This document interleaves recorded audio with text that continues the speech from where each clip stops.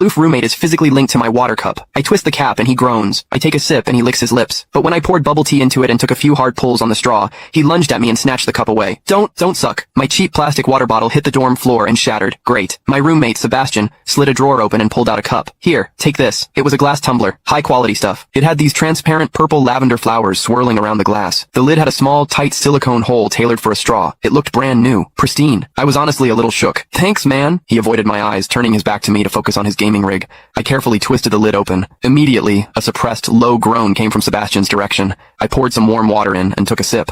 Sebastian sucked in a sharp, jagged breath. His hand on the mechanical keyboard trembled, his fingers slipping off the keys. He licked his lips, looking like he was enduring some kind of torture or intense pleasure. His lips were thin, the Cupid's bow sharp like a knife. Looking at them made me want to bite them. Yeah, okay, I admit it. I'm into Sebastian. I swear to God, before I met him, I was the straightest guy in the state. After high school, my only plan was to get to college and bang a hot, bubbly cheerleader. But the moment I walked into this dorm and saw Sebastian, that plan went out the window. 4 years of college and he's the only one I want to mess around with. But I couldn't tell him. No way. I was terrified that if I spilled my guts, we wouldn't even be friends anymore. Because Sebastian is straight. Like, painfully straight. Only 2 weeks ago, he turned down a senior, a varsity swimmer, total stud, who asked him out. After that, Sebastian came back to the room and sat at his desk with a face like thunder for hours. The guy must be a raging homophobe. Maybe it was because the cup was a gift from my crush, but that warm water tasted sweeter than usual. It had a weirdly good aftertaste. I grabbed a straw from my desk and shoved it deep into the hole on the lid. The second I did, a strangled moan ripped out of Sebastian's throat. He bolted up and sprinted into the bathroom. Weird. We were just gaming. Why the hell did he suddenly need a shower? He didn't even grab a change of clothes or a towel. My hearing has always been too good for my own good. Through the thin bathroom door,